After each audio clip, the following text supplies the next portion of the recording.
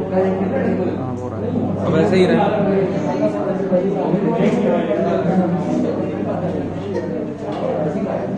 चलिए ठीक है, तो करते हैं शुरू। आपको बता देना।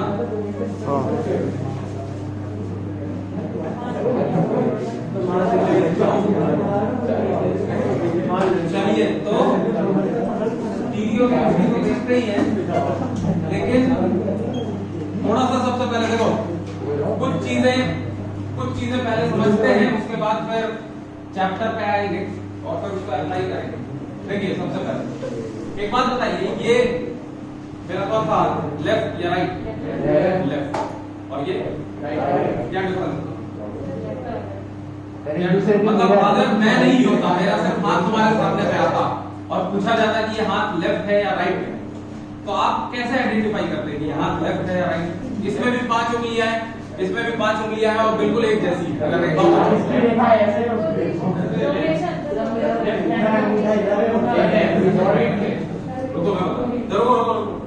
देखो इस हाथ में ये अंगूठा जो है वो इस डायरेक्शन में जा रहा है और ये अंगूठा जो है वो इस डायरेक्शन में जा रहा है। इन दोनों में डिफरेंस बस इतना है कि अंगूठे का डायरेक्शन स्पेस में डिफरेंट है। क्लियर है? समझ आएगा कि बाकी सारी चीजें सेम है यहाँ पे, बस एक चीज का डिफरेंस है कि इसका ओरिएंटेशन जो है वो अलग है। समझ में आई बात या नहीं? बोलो, है ना? तो इस तरीके के जो कंपाउंड्स या इस तरीके के जो स्ट्रक्चर्स होते हैं, सबसे पहले इन दोनों हाथों को एक दूसरे का आइसोमर माना जा सकता है। क्यों आइसोमर? क्योंकि एक हथेली है और 5 उंगलियां हैं, एक अंगूठा है और बाकी सारी उंगलियों का नाम मुझे नहीं पता, लेकिन यहाँ पे भी वही सारी चीजें और यहाँ पे भी वही सारी चीजें। तो फॉर्मूला सेम होगा या डिफरेंट होगा? बोलो, सेम। और अगर फॉर्मूला सेम है और स्ट्रक्चर डिफरेंट है तो उसी को तो आइसोमर बोलते हैं। तो ये दोनों एक दूसरे का क्या हुआ? आइसोमर। अब देखो आइसोमर्स दो तरीके के होते हैं, एक होता है कंस्टिट्यूशनल आइसोमर और दूसरा होता है स्टीरियो आइसोमर। ठीक है? तो कंस्टिट्यूशनल आइसोमर को स्ट्रक्चरल आइसोमर कहते हैं और उसमें और स्टीरियो आइसोमर में क्या डिफरेंट होता है ये जरा सा गौर से पहले सुन लीजिए, फिर उसके बाद फील करेंगे, देखेंगे, मॉलिक्यूल्स भी देखेंगे, स्ट्रक्चर्स भी देखेंगे और अप्लाई करेंगे। देखिए सबसे पहले मान लिया कि मैं एक कार्बन कंपाउंड हूं और कार्बन कंपाउंड में ब्रांचिंग होती है, जैसे ये एक ब्रांच है, ये दूसरी ब्रांच है ना। मैं इस ब्रांच को यहां से काट के कहीं और अगर लगा दूं, यहां से हटाया यहां पे लगा दिया पेट में, ठीक है? तो बताइए जरा सा ये हाथ मुझ में ही है या कहीं और चला गया? तो फॉर्मूला तो सेम ही हुआ मेरा, मतलब जितने कार्बन एटम थे उतने ही अभी भी मुझ में, है ना? लेकिन डिफरेंस क्या किस चीज में आ गया? पोजीशन में। किस चीज में आ गया? तो स्ट्रक्चर में डिफरेंस है, इसको कहेंगे स्ट्रक्चर में क्या कंस्टिट्यूशनल आइसोमर। क्लियर? जो अगली चीज है जो दूसरी तरीके की आइसोमरिज्म हो सकती है वो क्या है? वो देखो ये हाथ यहीं पे लगा रहने देते हैं, जहां पे लगा हुआ था वहीं पे लगा रहने देते हैं। पहले ही इस डायरेक्शन में जा रहा था, इसको घुमा के इधर कर दिया। अब अगर यहां पे देखो तो जिस कार्बन से ये ब्रांच कनेक्टेड था उसी कार्बन पे कनेक्टेड है या कहीं और गया? वहीं पे।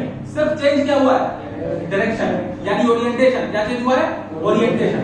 तो जो ये दो स्ट्रक्चर्स होंगे ये भी एक दूसरे के आइसोमर्स होंगे, लेकिन इन आइसोमर्स को हम कहेंगे स्टीरियो आइसोमर्स। क्या कहेंगे? Stereo isomers. क्यों? स्टीरियो का मतलब होता है स्पेस। स्टीरियो का मतलब क्या होता है? स्पेस। आप सुनते हैं ना स्टीरियोफोनिक साउंड, सुना था आपने?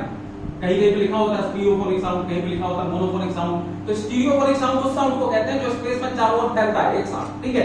तो फोन का मतलब होता है साउंड और स्टीरियो का मतलब स्पेस। तो स्पेस में जो फोन चारों ओर फैले उसको कहेंगे स्टीरियोफोनिक। ठीक है? तो स्पेस का जो आइसोमरिज्म होगा यानी स्पेस में जो ओरिएंटेशन चेंज हो रहा है इसको कौन सा आइसोमर बोलो? बोलो, स्टीरियो आइसोमर। तो बेसिकली आपको समझ में आया कि कंस्टिट्यूशनल और स्टीरियो आइसोमर जो दो अलग अलग तरीके के होते हैं वो क्यों दो अलग अलग तरीके के होते हैं। आ गया? बोलो, बताओ स्टीरियो में क्या होता है? स्टीरियो में आप क्या कोवेलेंट बॉन्ड्स को तोड़ रहे होते हैं या कोवेलेंट बॉन्ड का डायरेक्शन चेंज कर रहे होते हैं? डायरेक्शन चेंज कर रहे हो, यानी आप बॉन्ड सीक्वेंस वही रखते हैं, बस बॉन्ड का डायरेक्शन या ओरिएंटेशन स्पेस में जो होता है उसको चेंज कर देते हैं। तो वो हुआ स्टीरियो आइसोमर। जैसे एक ये और ये दोनों स्ट्रक्चर से एक दूसरे के क्या हो गए? Stereo isomer. अब इसको हम हाथ पे भी देखते हैं। जरा देखो इस हाथ में भी अगर देखा जाए तो इस हाथ में और इस हाथ में डिफरेंस क्या है? ये अंगूठा लेफ्ट में जा रहा है और ये अंगूठा राइट में जा रहा है। क्लियर है? तो अगर इन दोनों को देखा जाए तो इन दोनों में स्पेस में ओरिएंटेशन का ही तो डिफरेंस है और तो कोई डिफरेंस नहीं है। यहाँ पे क्या डिफरेंस है? ओरिएंटेशन का। तो हाथ दोनों क्या हुए? कंस्टिट्यूशनल आइसोमर या स्टीरियो आइसोमर? ये दोनों क्या हुए? Stereo isomer. अब स्टीरियो आइसोमर होने के लिए एक शर्त होती है, वो शर्त क्या है वो समझने की कोशिश करना। देखो मान लिया ये 3 उंगलियां मान ली कि मैंने सेम साइज की, ठीक है, ये बीच में ऐसे चिपका दी है, तब भी मैं आइडेंटिफाई कर सकता हूं कि कौन लेफ्ट है और कौन राइट। मैं आइडेंटिफाई कर सकता हूं कि नहीं कर सकता हूं कि कौन लेफ्ट है और कौन राइट है। फॉर एग्जांपल मेरे हाथ में 3 ही उंगलियां होती, एक ये पूरा और एक ये, ठीक है, तब भी ये लेफ्ट और राइट होता है या नहीं होता? होता ना? अब मुझे बताओ जरा सा कि अगर ये और ये सेम हो जाए, यानी ये अंगूठा और ये छोटी उंगली ये दोनों अगर सेम हो जाए और तब मैं तुम्हारे सामने इसको लाऊं, पूछो ये लेफ्ट है या राइट है, तुम क्या बोलोगे? अब नहीं बता सकते। अब ये लेफ्ट राइट कुछ भी हो सकता है, क्योंकि इसमें भी ये राइट में जा रहा है, इसमें भी ये राइट में जा रहा है। ये मान लिया ना ये अंगूठा ही है, क्या ये अंगूठा ही है, मतलब ये दोनों अगर सेम होते, ये छोटी उंगली और अंगूठा अगर सेम होते, तो इन दोनों में कोई डिफरेंस होता है या सेम हो जाते? ये दोनों सेम हो जाते। क्लियर है? यानी इन दोनों हाथों के लेफ्ट और राइट होने के लिए जो शर्त है वो ये है कि यहाँ पे जो चीजें लगी हुई है वो अलग अलग साइज की होनी चाहिए। सेम हो गई तो फिर आप आइडेंटिफाई नहीं कर पाएंगे कि कौन लेफ्ट है और कौन राइट। आ रही बात समझ में या नहीं आ रही? है ना?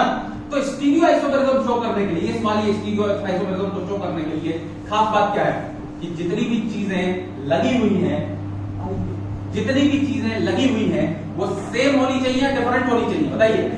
डिफरेंट होनी चाहिए। तो स्टीरियो आइसोमेरिज्म शो करने के लिए जो अभी बेसिक लेवल की स्टीरियो आइसोमेरिज्म हमने देखी है,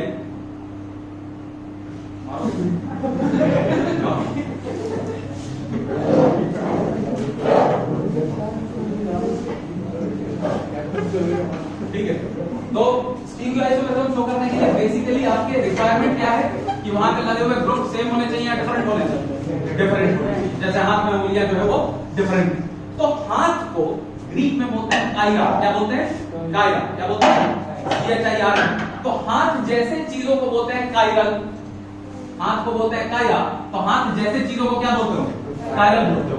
तो वो सारी चीजें जो हाथ जैसी प्रॉपर्टी शो करें उनको हम क्या बोलेंगे? काइरल। यानी जो लेफ्ट और राइट हो सकते, जो स्टीरियो आइसोमेरिज्म शो कर सके, उन्हें हम क्या बोलेंगे? काइरल या हैंडेडनेस। किसी को हैंडेडनेस बोलते हैं इंग्लिश में और ग्रीक में क्या बोलते हैं? काइरल बोलते हैं। ठीक है। अब जरा सा फील करते हैं, देखो मॉलिक्यूल पे अप्लाई करते हैं तो क्या हो गया? सर चेयर नहीं, कितनी चेयर है? कोई सही नहीं है इधर वाली चेयर में क्या दिक्कत है? सर, टूटी नहीं सर। ये तो पूरा रोबोट है यार। आपके सामने वाली रोबोट है। सही है, ऐसे ही रहो। इस वाली में बैठो। अरे बैठ, गंदा है क्या?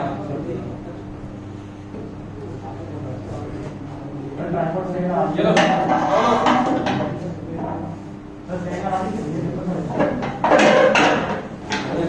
ये सीधे की कभी 10 साल बाद आएगी है। चलिए 10 साल बाद ये बनेगी। चलिए देखिए तो है क्या, सुनिए। अब इसको अप्लाई करते हैं थोड़ा सा मॉलिक्यूल में। देखो ये एक मॉलिक्यूल है,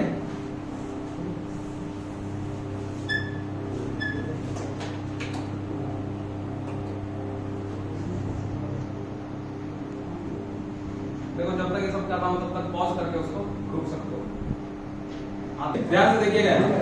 देखिए ये कंपाउंड अगर आपके सामने में आया, बताओ जरा सा, इसमें बीच वाला अगर ब्लैक पोर्शन में इसको हम कार्बन मानो और बाकी येलो है, एक ग्रीन है, एक व्हाइट है और एक रेड। ठीक है, येलो ग्रीन व्हाइट और रेड दिख रहा है कि नहीं दिख रहा है? यहाँ पे ग्रीन येलो ग्रीन व्हाइट और रेड है कि नहीं? ये दोनों कंपाउंड सेम होंगे या डिफरेंट? सेम होंगे, है कि फॉर्मूला सेम होगा, है कि नहीं? लेकिन जरा सा गौर से देखो तो तुम्हें दिखेगा कि इस कंपाउंड में कुछ ना कुछ डिफरेंस है। और क्या डिफरेंस है वो देखिए। इसमें येलो किधर जा रहा है बोलो? ऊपर। व्हाइट किधर जा रहा है? मेरी तरफ। रेड किधर जा रहा है? तुम्हारी तरफ। और ग्रीन इधर जा रहा है कि नहीं? अब इसमें देखो जरा सा, येलो और ग्रीन तो सेम साइड में जा रहे हैं, लेकिन रेड और व्हाइट अपोजिट डायरेक्शन में जा रहे हैं कि नहीं जा रहे हैं? बोलो, जा रहे हैं। ग्रीन अपोजिट डायरेक्शन में जा रहा है कि नहीं जा रहा है? आप इसको चाहे कुछ भी कर लें, ये दोनों कभी भी एक डायरेक्शन में नहीं जाएंगे। तो ये दोनों सेम कंपाउंड हुए या स्टीरियो आइसोमर हुए? बोलो बोलो, क्या हुए? Stereo isomer. एक एक करके देखो इसको, लो पहले फील करो। सर स्टीरियो का मतलब? स्टीरियो का मतलब होता है स्पेस। स्पेस का मतलब होता है आपके आसपास की खाली जगह। अब जैसे मैं एक कंपाउंड हूं, मैं अगर अपने इस ग्रुप का ओरिएंटेशन स्पेस में चेंज कर लूं, यानी डायरेक्शन चेंज, चलो पास डायरेक्शन अगर चेंज कर लूं तो जो आइसोमर क्रिएट होगा उसको कहेंगे स्टीरियो आइसोमर। क्लियर है? यानी सिर्फ स्पेस में ओरिएंटेशन चेंज होना चाहिए। सेम है या डिफरेंट है बोलो? दो आदमी एक बात देखो, सर स्टीरियो आइसोमर को घुमा के ऐसे बना सकते हैं? नहीं बना सकते। अभी घुमा के देखा, अभी घुमा के देखा तो सर आपने तो एडमिट की नहीं बनी। नहीं बनी। देखो तो वो ग्रीन अभी भी उसी कार्बन से लगा हुआ है जिस कार्बन में पहले लगा हुआ था। नहीं लगा हुआ है? उसी ब्लैक पे लगा हुआ है कि नहीं लगा हुआ है? तो डायरेक्शन चेंज की ना बस। अरे डायरेक्शन चेंज करने को ही तो स्टीरियो आइसोमर कहते हैं, पोजीशन नहीं चेंज करना। ठीक है, चलो सेम है या डिफरेंट है बोलो? कहां से ठीक है, तो ऑपोजिट डायरेक्शन में जा रहा होगा तो क्या है, सेम कंपाउंड है, आइसोमर है, कैसा आइसोमर है, स्टीरियो या स्ट्रक्चर, स्टीरियो। चलिए दिख गया कि ऑपोजिट डायरेक्शन में जा रहा है ना। चलिए देखो कितना भी घुमा के बताओ कि सेम होता है या नहीं होता है।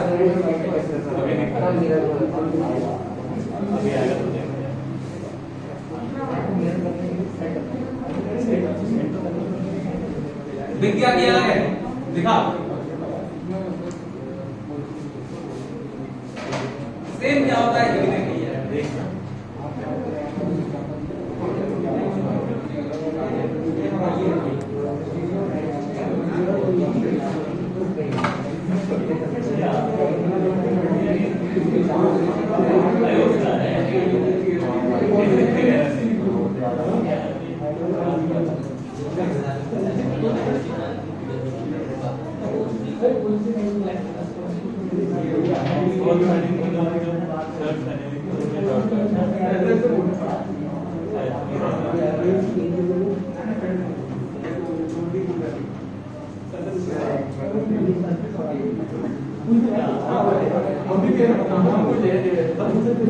अरे चुप रहो।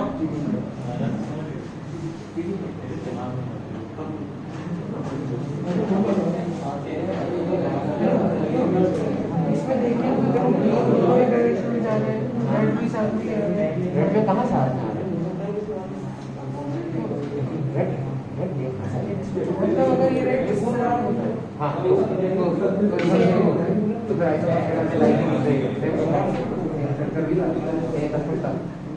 तो अगर इसको मिरर में रखोगे तो फिर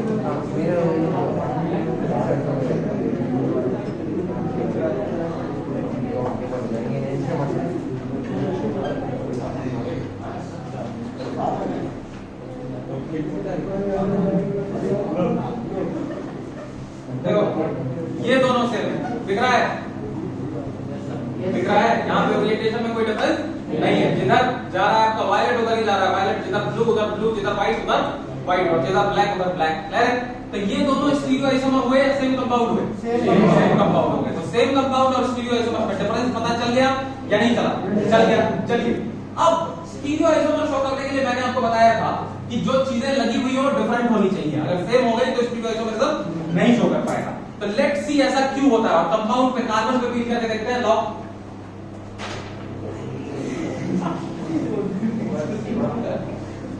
अब देखो ये दोनों क्या थे, स्टीरियो आइसोमर है कि नहीं? दिख रहा है आपको? ओरिएंटेशन अलग अलग है, ग्रीन इधर जा रहा है, येलो इधर जा रहा है, दिख रहा है? बोलो। चलिए अब अगर आपको दिख रहा है तो मैं क्या करता हूं, किसी दो को सेम कर देता हूं, यानी किसी दो को मैं व्हाइट कर दे रहा हूं, तो इस ग्रीन को भी व्हाइट से चेंज कर देता हूं। अब बताओ यहाँ पे कोई दो ग्रुप सेम हो गया या नहीं हो गया? अब लेट्स सी ये दोनों स्टीरियो आइसोमर हैं या सेम कंपाउंड? देखो सेम कंपाउंड है या स्टीरियो आइसोमर है? अब कुछ भी कर लो ये सेम ही रहेगा, कितना भी घुमा लो ये स्टीरियो आइसोमर नहीं बन सकता है। तो स्टीरियो आइसोमरिज्म कौन सा कंपाउंड शो कर पाएंगे? वो कार्बन शो कर पाएंगे जिस पे लगे हुए चारों ग्रुप क्या हो, डिफरेंट। अगर कोई भी दो सेम हो गया तो क्या वो स्टीरियो आइसोमर हो सकता है या सेम कंपाउंड हो जाएगा? Same compound. यानी कि condition of showing stereo isomerism is that all the four groups connected on the carbon atom should be different. ठीक है, should be different, and that is called chiral carbon. उस carbon को क्या कहते हैं? chiral carbon. chiral carbon किस carbon को बोलोगे जिस कार्बन पे चारों लगे हुए ग्रुप क्या हो, different। चलिए अब फिर से आते हैं स्टीरियो आइसोमर में भी, कुछ मत देखना, सब लिखवा देंगे, पीपीटी भी भेज देंगे, आपको मिल जाएगा। किसने मुझे बोला था कि पीपीटी भेज देना? वो एक्चुअली काफी लैपटॉप में था और फोन पे चल रहा था। सर पिछली वाली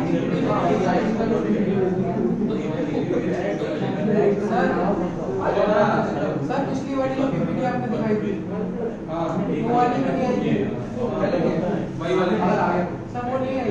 अरे वही भेज दी है भाई, भेज दूंगा।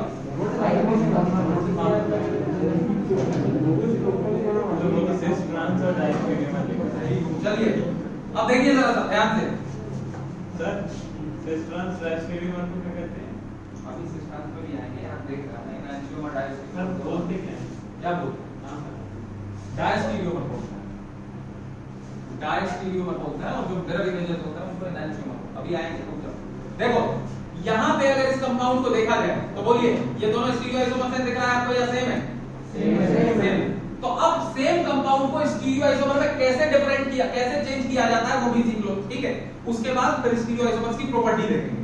अगर सेम कंपाउंड में किसी भी दो ग्रुप का ओरिएंटेशन तुम चेंज कर दो, किसी भी दो का, अपने मन से किसी भी दो का, जैसे मैं इन दोनों को चेंज कर रहा हूं, देखो तो मैंने इनका ओरिएंटेशन चेंज कर दिया कि नहीं कर दिया? अब ये क्या हो गए होंगे? या तो वही कंपाउंड होगा या फिर स्टीरियो आइसोमर होगा। तो लेट्स चेक क्या है ये। देखो येलो को येलो की तरफ करते हैं तो रेड और ब्लू अपोजिट डायरेक्शन में चला जाता है कि नहीं चला जाता है? चला गया। तो आपसे पूछेगा कि सेम कंपाउंड अगर थे और स्टीरियो आइसोमर में कन्वर्ट करना है तो क्या कहोगे? किसी भी दो ग्रुप को क्या कर दो? इंटरचेंज। किसी भी दो ग्रुप को इंटरचेंज करोगे वो किस में कन्वर्ट हो जाएगा? और अगर किसी दो पेयर को आप चेंज कर दीजिए, एक बार तो चेंज किया और दूसरी बार बाकी दो को भी चेंज कर दीजिए, तो लेट्स सी बाकी दोनों को भी चेंज करने पे वो स्टीरियो आइसोमर रहता है या फिर से वही कंपाउंड बन जाता है। देखो मैं फिर से इसको इंटरचेंज कर रहा हूं। देखो मैंने इसको इंटरचेंज किया, येलो की तरफ येलो को कर रहा हूं, ठीक है, रेड की तरफ रेड को कर रहा हूं, ये फिर से वही कंपाउंड बन गया कि नहीं बन गया? बोलो बन गया। यानी अगर मेरे पास कोई एक कार्बन एटम है, देखो ध्यान से देखना यहाँ पे, मेरे पास कोई एक कार्बन एटम है, इस पे A, B, C और D चार ग्रुप्स लगे हुए थे। ये कार्बन कायरल है या कायरल नहीं है? शो कर सकता है? शो कर सकता है ये वाला इनएंशियोमर यानी स्टीरियो आइसोमर, ये शो कर सकता है कि नहीं कर सकता है? हाँ कर सकता है। अब करने के बाद मैं क्या करता हूं कि इसका ये दो ग्रुप इंटरचेंज कर दे रहा हूं। अगर मैंने इन दोनों को इंटरचेंज किया तो यहाँ पे C आ जाएगा, यहाँ पे B, यहाँ पे D और यहाँ पे A। अब ये दोनों एक दूसरे के क्या हो जाएंगे? बोलिए स्टीरियो आइसोमर। क्लियर है? अगर मैं फिर से किसी दो को इंटरचेंज कर देता हूं यानी B और D को भी इंटरचेंज कर देता हूं तो अब क्या हो जाएगा? A, C, D और B। अब ये दोनों स्टीरियो आइसोमर्स होंगे या सेम कंपाउंड होंगे? बोलो सेम कंपाउंड होंगे। यानी दो बार इंटरचेंज करने पे आप फिर से वहीं पे पहुंच जाते हैं जहां से आपने शुरुआत की थी, और एक बार इंटरचेंज करने पे आप क्या बनाते हैं? Stereo isomer. तो तीन बार करने पे क्या बनाते होंगे? स्टीरियो। और चार बार करने पे सेम कंपाउंड। अरे मैंने बताया दो बार इंटरचेंज बस, ठीक है। यहाँ पे C और D है, C और D को B और D में इंटरचेंज कर दिया आपने, B और C को इंटरचेंज अगर किया तो C चला गया किसकी जगह पे? D की जगह पे। B कहाँ चला गया? C की जगह पे आ गया। ये दोनों क्या होंगे? Stereo isomers. उसके बाद हमने क्या किया कि फिर से एक बार इंटरचेंज कर दिया। अब फिर से इंटरचेंज किया B और D को, तो D की जगह कौन आ गया? D और D की जगह कौन आ गया? D। अब ये दोनों कंपाउंड्स क्या होंगे? बोलो सेम होंगे। हमने करके देखा है ना, ये सेम कंपाउंड होंगे, करके देखा है। अरे यहाँ पे नहीं पता चलेगा क्योंकि ये 2D है और ये क्या है? 3D। तो 3D को 2D में कैसे बनाया जा सकता है? नहीं बनाया जा सकता, इसलिए करके बताया है। बताइए वन इंटरचेंज से क्या बनता है? स्टीरियो आइसोमर या सेम कंपाउंड? Stereo isomer. दो से, तीन से, चार से, तो ऑड नंबर ऑफ इंटरचेंजेस क्या करेगा? Stereo. Even number of interchanges same compound. तो मैं लिख रहा हूं कि odd number of odd interchanges क्या बनाएगा? और इवन सेम या आइडेंटिकल। क्लियर है? समझ रहे हो कि नहीं? आ गई बात? चलो अब बताओ सबसे पहले कायरल किसको कहते हैं? बोलो all four groups different on carbon atom. ठीक है, can show stereo isomerism. Clear है? और स्टीरियो आइसोमेरिज्म एक से ज्यादा तरीके की हो सकती है। तो ये देखो यहाँ पे लिखा हुआ है स्टीरियो आइसोमर दो तरीके के होते हैं, एक होता है एनहांसियोमर्स, एक होते हैं डायस्टीरियोमर्स। तो ये कौन सा स्टीरियो आइसोमर और क्यों है वो देखते हैं जरा सा। देखिए सबसे पहले बताइए ये दोनों कंपाउंड सेम है या डिफरेंट? बोलो सेम है या डिफरेंट है? सेम। ठीक है, तो अब एक बार इंटरचेंज करें, डिफरेंट करने के लिए एक बार इंटरचेंज कर दें, तो एक बार इंटरचेंज कर देते हैं, इन दोनों को लो कर दिया। अब ये क्या बना होगा? Stereo isomer. स्टीरियो आइसोमर तो बना, लेकिन एक खास बात देखिएगा कि ये है क्या। देखो अगर मैं इस स्टीरियो आइसोमर है या सेम? स्टीरियो आइसोमर है। क्लियर है? स्टीरियो आइसोमर है। अब मैं क्या कर रहा हूं कि इन दोनों स्टीरियो आइसोमर्स को थोड़ा सा एक स्ट्रक्चर आपको बना के दिखा रहा हूं, उसके बाद आप इसको अब बताइए जरा सा कि अगर इन दोनों को ऐसे देखा जाए तो क्या ये दोनों एक दूसरे के मिरर इमेजेस नहीं दिख रहे हैं? दिख रहा है? बोलो अगर आप इसको आईना, यहाँ पे अगर एक आईना रख देते तो यहाँ सामने में कौन बनता है, इधर की ओर बोलो ब्लू, ऊपर की ओर कौन बनता, रेड, इधर की ओर कौन बनता, व्हाइट, और इधर की ओर कौन बनता, येलो। तो देखो क्या ये वैसा ही नहीं दिख रहा है, ब्लू इधर जा रहा था और इसमें इधर जा रहा है, तो बोलो मिरर इमेज ही तो हुआ। मतलब ये दोनों कंपाउंड एक दूसरे के क्या है, तो ये स्टीरियो आइसोमर तो है, लेकिन एक खास बात क्या है, ये दोनों क्या है, एक दूसरे के मिरर इमेजेस। क्या है, मिरर इमेजेस। तो जो मिरर इमेजेस होते हैं स्टीरियो आइसोमर, उनको हम एक स्पेशल नाम देते हैं, क्या कहते हैं उनको हम, इनैंशियोमर्स। ठीक है, so the stereo isomers which are mirror images of each other are called enantiomers, and which are not mirror images are called diastereomers, are called diastereomers. अब देखिए डायस्टीरियोमर क्या होता है वो भी देख लीजिए। यहाँ पे एक कंपाउंड है हमारे पास, ये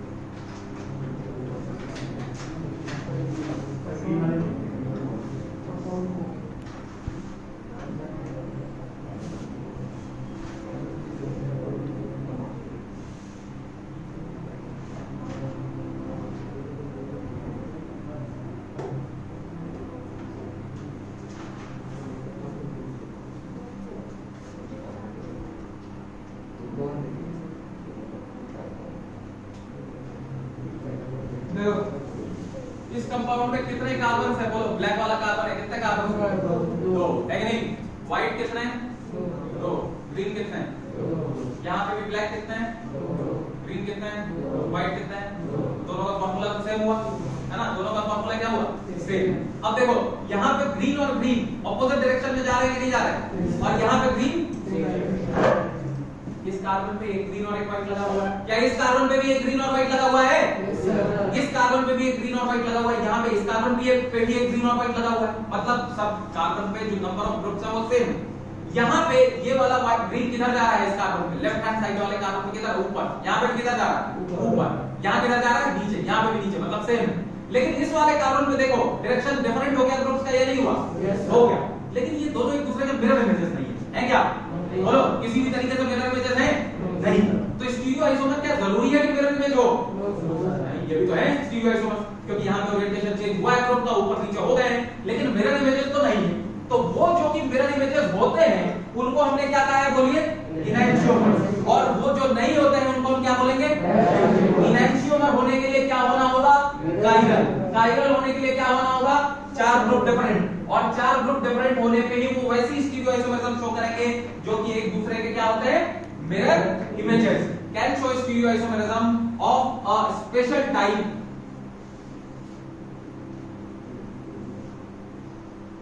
मिरर इमेजेस स्टीरियो इनैंशियो। आई बात समझ में आ रही है, आ रही है अच्छे से। अब देखो यहाँ पे तुम कहोगे कि यहाँ पे भी तो इस कार्बन पे सारे ग्रुप डिफरेंट ही लगे हुए हैं, एक ग्रीन, एक व्हाइट और एक ब्लैक, तो ये क्यों नहीं शो कर रहा है, क्योंकि मैंने बोला चार ग्रुप यहाँ लगे ही तीन ग्रुप, ये sp2 हाइब्रिड है, डबल बॉन्ड है कि नहीं, बोलिए। तो ऑप्टिकल मतलब ये जो आपका आइसोमर है इनैंशियोमर, ये वाला आइसोमर शो करने के लिए कार्बन टेट्राहेड्रल होना चाहिए, प्लेनर होना चाहिए, या लीनियर होना चाहिए, क्या होना चाहिए, चार ग्रुप होते हैं टेट्राहेड्रल में, किसमें होते हैं, टेट्राहेड्रल में, तो हाइब्रिडाइजेशन क्या होनी चाहिए, sp3। तो क्या मैं कह सकता हूं कि ये सिर्फ वही शो कर पाएगा जो sp3 होगा, यानी जिसमें चार ग्रुप्स होंगे, दो या तीन ग्रुप्स में ये काम नहीं हो सकता है। आई बात समझ में आ गई अच्छे से। कायरल वर्ड से कार्बन के लिए होता है, किसी कायरल वर्ड हैंड होता है, किसी के लिए यूज हो सकता है, जो भी ऐसी आइसोमरिज्म शो करेगा उनको हम कायरल कहेंगे। क्लियर, जब हम कार्बन के बारे में कायरल कह रहे हैं तो हम कायरल कार्बन कहेंगे। ठीक, आई बात समझ में सबको आ गई अच्छे से। अरे बोलो फीलिंग आया कि नहीं आया, इतनी बकवास करने का कोई फायदा, ये सिर्फ रटवा देते हैं। आ गया, तो चलो शुरुआत फिर से शुरू से सब कुछ बताते हैं। एक बार इसको फील कीजिए, उसके बाद लिखना शुरू कीजिएगा। देखिए सबसे पहले एक मिनट देखिए है क्या कि हाथ दोनों सेम दिखते हैं लेकिन होता डिफरेंट है। क्या डिफरेंट है इन दोनों में? ओरिएंटेशन, अंगूठा इधर जा रहा है, इसका अंगूठा इधर जा रहा है। तो इन दोनों की तरह की प्रॉपर्टी जो भी सब्सटेंस शो करेगा उसको हम कायरल बोलेंगे, क्योंकि ग्रीक में हाथ को क्या बोलते हैं? कायरा।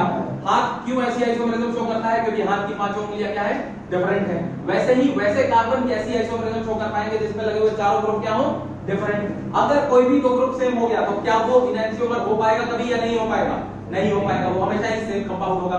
आई बात, अगर आपको किसी कंपाउंड को उसके स्टीरियोआइसोमर में चेंज करना है यानी इनएंशियोमर में, तो आप इवन नंबर ऑफ इंटरचेंजेस करते हैं या ऑड नंबर ऑफ इंटरचेंजेस करते हैं?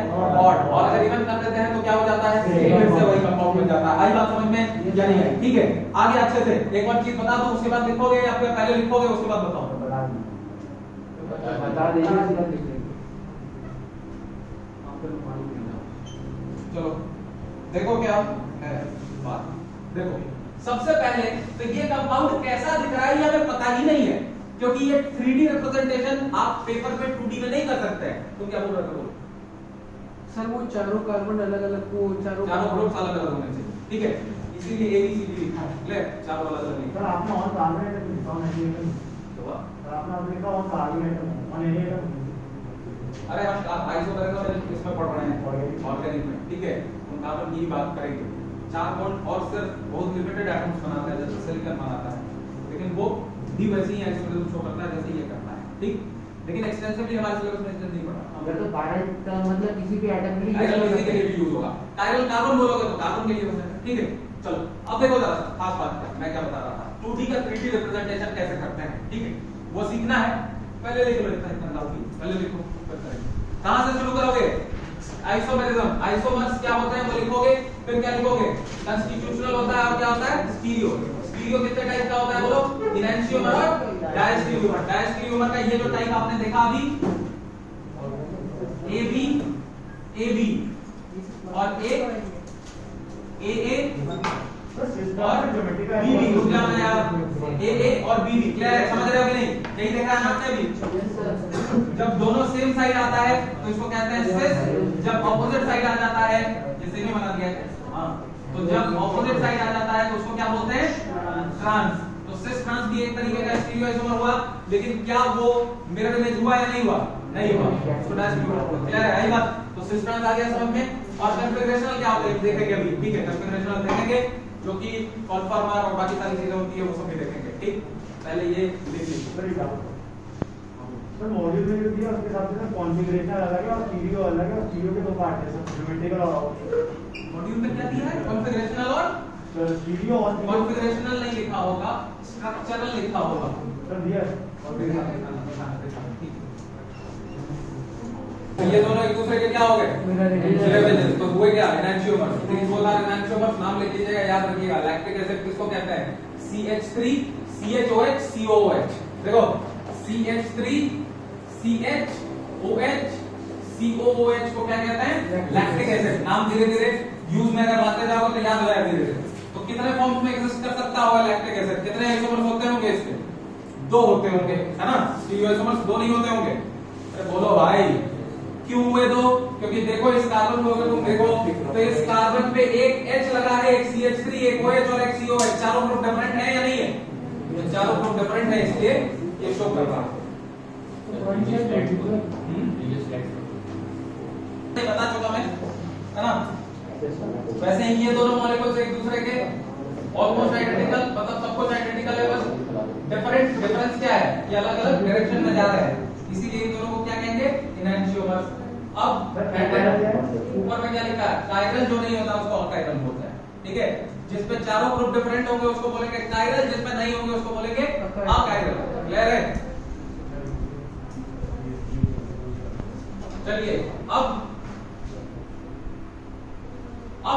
एक खास बात कि अगर एक कंपाउंड है जिसमें कई सारे कार्बन एटम्स हैं, एक उसमें कायरल है और बाकी सारे अकायरल है, ठीक है।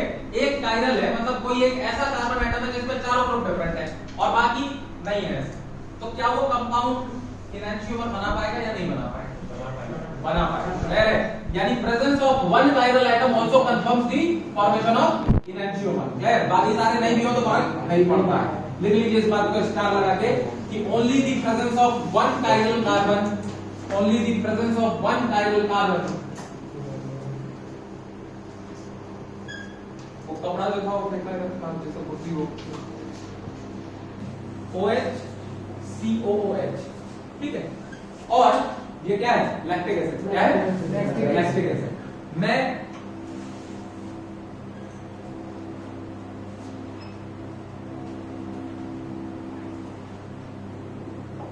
ये कंपाउंड बना रहा हूं। अब ये दोनों एक दूसरे का क्या है बोलो? मिरर इमेज है कि नहीं? ये दोनों एक दूसरे का है मिरर इमेज। तो क्या इन दोनों की प्रॉपर्टीज में डिफरेंस होता होगा? ये दोनों स्टीरियो होता है यानी सेम कंपाउंड तो नहीं है, तो इनकी प्रॉपर्टीज में डिफरेंस होता होगा या नहीं होता होगा? होता होगा तो क्या होगा? ये चेक करते हैं। देखो आपसे कोई पूछे कि इनका boiling point, melting point, reactivity, biological activity,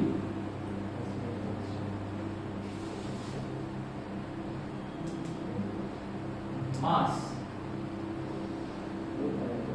solubility, ये सब सेम होते होंगे या डिफरेंट? तो एक एक करके देखते हैं। देखिए बॉइलिंग पॉइंट, मेल्टिंग पॉइंट या तो मास या पोलर नेचर पर डिपेंड करता है ना, जो कि इन दोनों में आइडेंटिकल, कोई फर्क नहीं क्योंकि वही ग्रुप यहाँ पे प्रेजेंट है जो ग्रुप वहां पे प्रेजेंट है। तो मेल्टिंग पॉइंट और बॉइलिंग पॉइंट सेम होगा कि नहीं होगा? बोलो। रिएक्टिविटी भी तो नंबर ऑफ ग्रुप्स और बॉन्ड पर डिपेंड करती है। रिएक्शन होते समय होता क्या है? बॉडी तो टूटता है, नया बॉडी तो बनता है। तो यहाँ पे तो सारे बॉन्ड सेम है और सारे बॉन्ड सेम है, तो इनकी रिएक्टिविटी सेम होती होगी या डिफरेंट होती होगी? बताइए। सेम। बायोलॉजिकल एक्टिविटी क्योंकि हमें नहीं पता कि बायोलॉजिकल एक्टिविटी होती है, तो बायोलॉजिकल एक्टिविटी को सबसे लास्ट में देखेंगे। मास सेम है, आपको पता है, सॉल्युबिलिटी सेम है, ठीक है। तो बायोलॉजिकल एक्टिविटी क्या होती है? देखो फॉर एग्जांपल हमारी बॉडी में कुछ रिसेप्टर लोकेशंस होते हैं, ठीक है, जिन पे आप फॉर एग्जांपल आपका कोई हार्मोन है बॉडी जो किसी एक एक्शन के लिए रिस्पांसिबल है, या फिर मान लो कि कोई एक दवाई है जो एक एक्शन के लिए रिस्पांसिबल है, तो वो दवाई आपकी बॉडी में फॉर एग्जांपल सर पे अगर दर्द करता है, सर में अगर दर्द कर रहा होता है, तो हम क्या करते हैं कि सर दर्द की दवाई लेते हैं, उसको तोड़ते हैं और तोड़ के उसका पाउडर बना के सर पे लगाते हैं, खा जाते हैं। बोलो दर्द तो सर में कर रहा था, खाओगे तो पूरी बॉडी में चला जाएगा। तो उसको कैसे पता चलेगा कि दर्द यहाँ पे कर रहा है, ठीक यहाँ पे करना है? वहाँ रिसेप्टर होगा, ठीक है, वहां पे बॉडी में एक रिसेप्टर होगा जो उस पर्टिकुलर मॉलिक्यूल को एक्सेप्ट कर पाएगा, रिसीव कर पाएगा, तभी जाके वो काम करेगा, नहीं तो नहीं करेगा। क्लियर है? और रिसेप्टर जो होता है वो डायरेक्शन डिपेंडेंट होता है। कैसे डायरेक्शन डिपेंडेंट होता है ये मैं आपको दिखाता हूं। देखिए ये दोनों एक दूसरे के क्या है? इनैंशियोमर्स। क्या है? इनैंशियोमर्स। और जो रिसेप्टर या binding site of the receptor है, वहां पे ये वाला पार्ट इसके अंदर जाएगा तभी फिट हो पाएगा। क्लियर है? ये वाला इसके अंदर जाएगा, देखो ये सर्कल है, ये क्या है? स्क्वायर, तो ये इसके अंदर फिट हो सकता है, वो इसके अंदर फिट हो सकता है। लेकिन अगर आप उल्टा मॉलिक्यूल भेजेंगे वहां पे, तो वो उल्टा मॉलिक्यूल एक्सेप्ट करेगा या नहीं करेगा? नहीं करेगा। यानी बायोलॉजिकल एक्टिविटी दोनों की सेम होती है, डिफरेंट होती है? डिफरेंट होती है। तो आपको पूछेगा कि इनैंशियोमर जो होते हैं या स्टीरियोसोमर जो होते हैं, इनकी बायोलॉजिकल एक्टिविटी सेम होती है डिफरेंट, तो क्या कहेंगे आप? डिफरेंट। तो बायोलॉजिकल एक्टिविटी होगी डिफरेंट। आई बात समझ में या नहीं आई? आ गई? छाप लीजिए इसको। तो भैया आराम करो थोड़ी देर। जिसको कहते हैं ऑप्टिकल एक्टिविटी, ठीक है, क्या कहते हैं? Optical activity. तो ऑप्टिकल एक्टिविटी क्या होती है? ऑप्टिकल एक्टिविटी का एक बहुत मतलब आपको रुडिमेंटरी एग्जांपल, मतलब बहुत बेसिक लेवल का समझ जाइए कि साइंस नहीं बस कहानी तक जाने के लिए आपको बता रहे हैं, ठीक है। तो आप समझिए पहले, उसके बाद फिर देखिएगा कि एक्चुअल इसका साइंटिफिक मतलब क्या है। पहले समझ जाइए कहां गया वो। तो देखिए क्या है ऑप्टिकल एक्टिविटी कहते किसको, लेकिन उससे पहले ऑप्टिक किसको कहते हैं? बोलो। लाइट। ऑप्टिक किसको कहते हैं? लाइट। तो ऑप्टिक का मतलब होता है लाइट, और जो लाइट है, ये लाइट क्या? लाइट एक वेव है ना, लाइट इज इलेक्ट्रोमैग्नेटिक वेव। तो इलेक्ट्रोमैग्नेटिक वेव या कोई भी वेव, अगर फॉर एग्जांपल वेव, आपने वेव पढ़ा है क्या? पढ़ लिया। तो वेव जो होता है वो अगर एक पॉइंट सोर्स होता है, एक वेव फ्रंट होता है, आपने पढ़ रखा है। वेव फ्रंट जानते हो क्या होता है? अगर एक वेव फ्रंट या वेव का समझो, अगर नहीं भी जानते हो तो ऐसे समझना कि यहाँ पे बीच में अगर एक बल्ब जला दिया जाए तो इससे निकलने वाली लाइट एक डायरेक्शन में जाती है या हर डायरेक्शन में फैलती है? हर डायरेक्शन। बोलो। यहाँ पे बल्ब तो हर डायरेक्शन में फैलेगा, है ना। मतलब आपके पास अगर एक लाइट का सोर्स है तो वो हर डायरेक्शन में वेव्स को इमिट कर रहा होता है। ये नॉर्मल लाइट है। क्या ये? Normal light. अगर आप नॉर्मल लाइट को एक स्पेशल सब्सटेंस जिसको कैल्साइट कहते हैं, क्या कहते हैं? कैल्साइट, या फिर निकोल प्रिज्म कहते हैं, ये एक प्रिज्म होता है जो कि CaCO3 का बना हुआ है, ठीक है, कैल्साइट का बना हुआ। तो इस प्रिज्म के अंदर से जब लाइट को गुजारते हो ना, तो एक खास बात हो जाती है। वो खास बात क्या होती है कि वो किसी एक डायरेक्शन में तो तो लाइट को जाने देता है, लेकिन बाकी सारे को एब्जॉर्ब कर लेता है। ठीक है, बाकी सारे को क्या कर लेता है? एब्जॉर्ब। उस मॉलिक्यूल का एक पास एक्सेस होता है कैल्साइट का, जिसके थ्रू जो पास कर गया बाकी सब एब्जॉर्ब हो जाएगा। यानी इसके बाद जो लाइट आएगी वो कुछ ऐसी दिखेगी, यानी एक ही डायरेक्शन में फ्लक्चुएट कर रही होगी, हर डायरेक्शन में फ्लक्चुएट नहीं कर रही होगी। आई बात समझते हैं या नहीं आई? है ना? इस वाली लाइट को कहते हैं प्लेन पोलराइज्ड लाइट। क्या कहते हैं? Plane polarised light.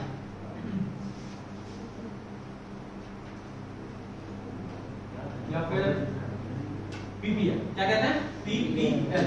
अब ये जो पीपीएल है ये क्या करती है और क्यों बनाई है? पीपीएल क्या होती है ये बात तो समझ में आ गई कि पीपीएल क्या है। नॉर्मल लाइट को कैल्साइट के अंदर से गुजारो तो जो चीज बनेगा उसको क्या कहेंगे? Plane polarised light, PPL. अब ये पीपीएल क्या काम करती है वो देखिए जरा सा। इन दोनों कंपाउंड्स को पहले एनालाइज कीजिए, बताइए इन दोनों कंपाउंड्स में इन तीन ग्रुप्स को लगभग एक प्लेन में माना जा सकता है कि नहीं माना जा सकता है? और चौथा भाग की ओर निकला क्या देखो क्या पीपीएल नॉर्मल लाइट जो होती है हर डायरेक्शन में फैल रही होती है, उसको अगर कैल्साइट से बने हुए प्रिज्म जिसको निकोल प्रिज्म कहते हैं उसके अंदर से पास करवा दिया जाए तो वो सिर्फ एक ही डायरेक्शन में फ्लक्चुएट करती है, बाकी सब अब्सॉर्ब हो जाता है। ठीक है, यानी आपको एक लीनियर रे मिलेगी। ठीक, एक प्लेन में ही फ्लक्चुएट करती हुई रे मिलेगी और बाकी प्लेन्स अब्सॉर्ब हो जाएंगे। ठीक, तो उसको हम क्या कहेंगे? Plane polarised light. अब देखो इस टेट्राहेड्रल मॉलिक्यूल को, इस टेट्राहेड्रल मॉलिक्यूल में ये तीन लगभग एक सेम प्लेन में दिखाई दे रहे हैं या नहीं दिखाई दे रहे हैं? और यहाँ पे भी अगर आप देखें तो ये तीन एक प्लेन में दिखाई दे रहे हैं और चौथा बाहर की ओर निकला हुआ है। इन दोनों में डिफरेंस क्या है कि ये चौथा इस डायरेक्शन में निकला हुआ है, यहाँ पे चौथा इस डायरेक्शन में निकला हुआ है। क्लियर? अगर तुम प्लेन पोलराइज्ड लाइट को इस मॉलिक्यूल पे गिराओगे, इस मॉलिक्यूल पे अगर प्लेन पोलराइज्ड लाइट को गिराओगे तो आपको पता है ना कि ऑब्स्टेकल से टकरा के लाइट रिफ्लेक्ट होती है, यानी अपोजिट डायरेक्शन में जाती है। तो अगर वो इससे टकराएगी तो टकरा के उस डायरेक्शन में जाना चाहेगी जिधर ऑब्स्टेकल नहीं है, जिधर ऑब्स्टेकल नहीं है। तो पीपीएल को अगर आप इस पे गिराएंगे तो लाइट हल्का सा इधर मुड़ के और इधर की ओर निकल जाएगी, यानी बेंड होके निकलेगी। ठीक है, बेंड होके निकलेगी। ठीक है, समझो कि ये बहुत ज्यादा साइंटिफिक नहीं है जो मैं तुमको बता रहा हूं, मैं बस समझाने के लिए बता रहा हूं कि लाइट क्यों बेंड होती होगी। ठीक, तो जिधर ऑब्स्टेकल है उस ऑब्स्टेकल के ऑपोजिट डायरेक्शन में ही रिफ्लेक्ट होगी ना। तो बताइए ये किधर रिफ्लेक्ट मतलब किधर बेंड करेगा, लेफ्ट में या राइट में? बोलो राइट। तुम्हारा राइट या तुम्हारा लेफ्ट? बोलो राइट। इधर की ओर लाइट हल्की सी इधर जाएगी और हल्की से ऐसे घुमाएगी और निकल जाएगी। क्लियर? लेकिन अगर इस मॉलिक्यूल पे आप देखें तो इस मॉलिक्यूल पे अगर लाइट को गिराइएगा, इस मॉलिक्यूल पे अगर हाँ ये दोनों ऑपोजिट थे, ये इधर था और ये इधर था। क्लियर है? तो अगर आप ऑपोजिट डायरेक्शन में ब्लू वाले को देख रहे हैं, ये प्लेन इधर है और ये बाहर की ओर निकला हुआ है और आपने इधर की ओर लाइट को गिराया तो ये इधर घूमेगी या ऑपोजिट डायरेक्शन में घूमेगी? बोलिए ऑपोजिट। तो याद रखिएगा कि जो आपके इनैंशियोमर होते हैं उनका melting point, boiling point, chemical reactivity, mass, solubility, dipole moment सब कुछ सेम होता है। तो आप एक डाइपोल मोमेंट भी ऐड करिएगा, लिखा था आपने, जहां लिखा था वहां डाइपोल मोमेंट भी ऐड करिए। इधर रिफ्लेक्ट होगी, इधर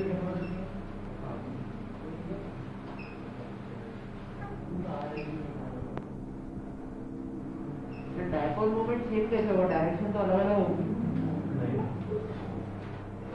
तुमको लग रहा है डायरेक्शन पता ए के ज्यादा पास बी है, सी है या डी है? बी और डी पास में सी दूर है? नहीं सर, तीनों से भी है ना? तो क्यों बोल रहे हो डायरेक्शन? जब सारे पोजीशन सेम है और सबके बीच का एंगल 109.5 डिग्री है तो मैं चाहे किधर भी रख दूं, दो वेक्टर है 109.5 डिग्री पे ही रहेंगे ना। मैं अगर इसका डाइपोल मोमेंट इधर की ओर मानूं, इसका डाइपोल मोमेंट इधर की ओर मानूं, तो इन दोनों वेक्टर के बीच का डायरेक्शन एंगल कितना है? और b को उठा के मैं यहां पे भी अगर रख दूं तब भी इन दोनों के बीच का एंगल कितना है? 109.5 डिग्री। तो क्या डाइपोल मोमेंट को कोई असर पड़ेगा या सेम ही रहेगा? सेम ही रहेगा। मैं ये सारे बॉन्ड एंगल 109.5 डिग्री के ही हैं, चाहे आप कहीं भी देखिए वो बोर्ड में आपको अलग अलग दिख रहा है, लेकिन ये यहां ये सारे बॉन्ड एंगल कितने पे है? 109.5। तो क्या डाइपोल मोमेंट को कोई फर्क पड़ेगा? नहीं, क्योंकि इसके नीचे तो कोई नहीं है ना, तब तो इधर निकलेगा। ठीक, आई बात समझ में? इसलिए डाइपोल मोमेंट दिख रहा है। अब सुनिए बात में क्या कह रहा था।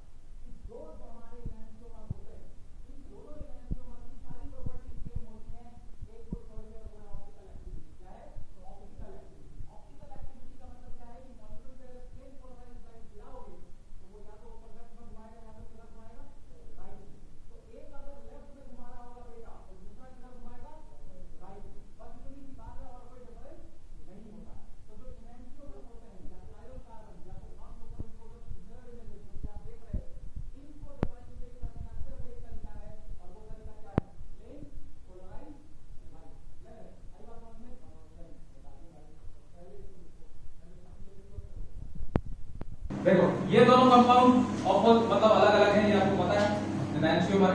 इन दोनों में मैंने बोला कि इन तीन को लगभग एक प्लेन में माना जा सकता है, और चौथा बाहर निकला हुआ है कि नहीं? तो देखो इन दोनों में चौथा जो बाहर निकला हुआ है ये अलग डायरेक्शन में बाहर निकला हुआ है कि नहीं निकला हुआ है? इसमें इधर की ओर और इसमें इधर की ओर, दिख रहा है? तो अगर इस पे लाइट गिराओगे पहले वाले पे तो किधर की ओर घूमेगी? इधर की ओर। और इस पे लाइट गिराओगे तो किधर की ओर घूमेगी? इधर की ओर। आ रही है बात समझ में या नहीं आ रही? बॉन्ड वाली साइड घूमती है। बॉन्ड के ऑपोजिट साइड, बॉन्ड के ऑपोजिट साइड। इसका बॉन्ड का ऑपोजिट साइड किधर है? इधर है ना? ये बॉन्ड है तो इसका ऑपोजिट साइड इधर ही हुआ ना, और इसका बॉन्ड किधर है? बोलो इधर। तो साइड पे गिरा दी जल्दी। अरे ये लो डिफरेंशिएटिंग फैक्टर ये लो, ठीक है? इसका लेफ्ट तो इसका लेफ्ट और इसका राइट, क्लियर है? अब बताओ जरा सा कि कोई एक अगर लेफ्ट में घुमाएगा तो दूसरा किधर घुमाएगा? राइट में। अब कौन लेफ्ट में घुमाएगा ये नहीं बता सकते, क्योंकि लेफ्ट राइट सब्जेक्टिव होता है। लेफ्ट तुम्हारा जो है मेरा राइट है, मेरा जो राइट है वो तुम्हारा लेफ्ट है, यानी किसको कौन राइट में घुमाएगा कौन लेफ्ट में घुमाएगा ये हमें नहीं पता, लेकिन एक अगर लेफ्ट में घुमाएगा तो दूसरा राइट में घुमाएगा, क्लियर है? तो क्या हम कह सकते हैं कि the enantiomers will have their optical activity different. If one isomer will rotate right in plane polarized, the plane of plane polarized light in right, the other will rotate in left. आ रही बात समझ में? चलिए यार बोलो यार, ठीक है? देखिए जरा सा कि the optical activity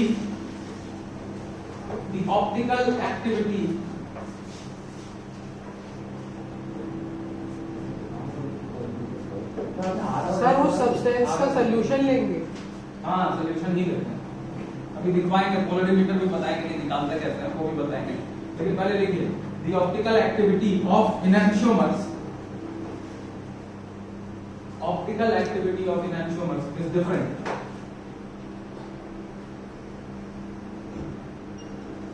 If one molecule rotates the plane of plane polarized light in left, other one will rotate in right.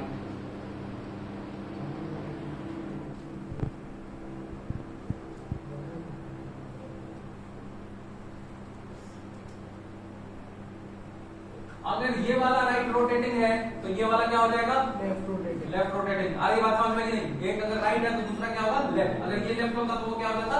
Right. अब देखो राइट को ग्रीक में बोलते हैं डेक्स्टर और लेफ्ट को बोलते हैं लिवो, ठीक है? तो जो डेक्स्टर यानी राइट में रोटेट करेगा उसको कहेंगे डेक्स्ट्रो रोटेटरी। क्या कहेंगे?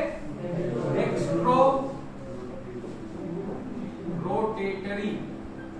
और इसको बोलेंगे लिवो रोटेटरी, ठीक है? स्टाइल क्यों बोला? हाथ बोल देते है ना? हमारा नाम भारत क्यों बोला? इंडिया बोल देते।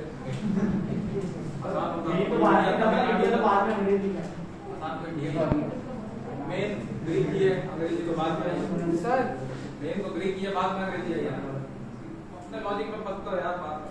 देखो तो डेक्स्ट्रो रोटेटरी और लिवो रोटेटरी। हम लोगों को मंत्र पढ़ाने में फुर्सत थी, हम लोग ये कर पाते?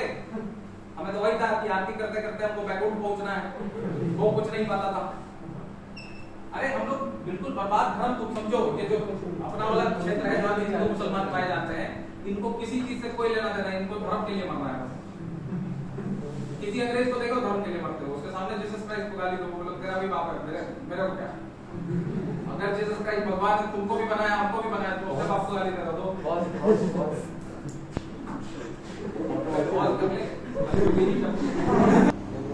डी करो इधर, डी करो यहाँ पर, ठीक है? अब हो गए डिफरेंट। अब देखिए जरा सा कि ये दोनों अगर left rotating, right rotating, dextro rotatory और लिवो रोटेटरी हो रहे हैं, इनको शॉर्ट फॉर्म में स्मॉल डी और स्मॉल एल से भी दिखाया जाता है, या फिर प्लस और माइनस से भी दिखाया जाता है। आपके का प्लस माइनस कहां से आ गया? तो देखो नंबर लाइन पे 0 के राइट में प्लस होता है और लेफ्ट में माइनस होता है, तो डी और एल इसलिए प्लस माइनस से भी दिखाया जाता है। आई बात समझ में या नहीं है? आगे दिखा लीजिएगा जरा सा, left rotating, right rotating, dextro rotatory, levo rotatory, D और एल, इसी को ऑप्टिकल एक्टिविटी कहते हैं। लिख लीजिए। आपके पास कोई कंपाउंड हो जो कि राइट में रोटेट कर रहा हो तो क्या कहोगे? Dextrorotatory. अगर लेफ्ट में रोटेट कर रहा हो तो क्या कहोगे? Levorotatory. और अगर आपके पास ये दोनों कंपाउंड्स इक्वल क्वांटिटी में कहीं किसी सॉल्यूशन में प्रेजेंट है, फॉर एग्जांपल आपके पास है डी लैक्टिक एसिड और आपके पास है एल लैक्टिक एसिड, इन दोनों का 50-50 ग्राम आपने इसमें ले लिया, ठीक है, सॉल्यूशन में, और उसको भर दिया इस पोलरीमीटर में और लाइट डाल दिया आपने इस पर। तो बताइए क्या आपका कंपाउंड, क्या आपकी लाइट किधर भी घूमेगी या वहीं रह जाएगी? जितना लेफ्ट में घुमा रहा हो, राइट में घुमा रहा हो, क्या है? क्यों? आपके कंपाउंड कायरल नहीं थे क्या? ये तो, लेकिन कायरल होने के बावजूद इक्वल क्वांटिटी में ऑपोजिट इफेक्ट लग रहा था, कैंसिल आउट हो रहा था। तो ऐसे मिक्सचर को जहां पे डेक्स्ट्रो और लीवो रोटेटरी सेम क्वांटिटी में प्रेजेंट होते हैं, उसको रेसिमिक मिक्सचर कहा जाता है। क्या कहा जाता है? Racemic mixture. तो रेसिमिक मिक्सचर का ऑप्टिकल रोटेशन अगर तुमसे कोई पूछे, देखो एक और चीज बतानी थी तुमको कि यहाँ पे इस कंपाउंड का लीवो रोटेटरी, डेक्स्ट्रो रोटेटरी जो भी हुआ वो तो हुआ, लेकिन कितने डिग्री से घुमाया है? यहाँ पोलरीमीटर पर डिग्री दिखाई यहाँ को, तो अगर ये 20 डिग्री से घुमाया है तो -20 डिग्री लिखोगे और इसको लिखोगे +20 डिग्री। समझ रहे हो? ये हमेशा ही इक्वल एंड अपोजिट होता है, यानी अगर वो 20 डिग्री से तो ये भी 20 डिग्री से, लेकिन एक घुमाएगा राइट और एक घुमाएगा लेफ्ट। आ रही है बात, है ना? आपको यहाँ पे एंगल दिख रहा होगा, देखिए ये, इसके बाद 1 डिग्री 2 डिग्री 3 डिग्री करके ऐसे ऐसे यहाँ पे 90 और यहाँ पे 180 होता है। समझ रहे हो कि नहीं? बोलो। तो बताओ जरा सा कि ऑप्टिकल रोटेशन क्या होता है? वो एंगल जिससे लाइट को आप घुमा देते हैं। तो ऑप्टिकल रोटेशन वहीं पे जहां पे आपने लिखा है वो लिख लीजिएगा, ऑप्टिकल रोटेशन एंगल में होता है। ऑप्टिकल रोटेशन हमेशा ही एंगल में होता है। तो डेक्स्ट्रो रोटेटरी के साथ -20, अरे तुम हां माइनस प्लस वाले के सामने प्लस किया, माइनस वाले के सामने माइनस। सर फिर से बताइएगा, वो ऑप्टिकल लाइट को राइट में घुमाता है, कितने एंगल से घुमाता है, उसको उसका ऑप्टिकल रोटेशन कहते हैं।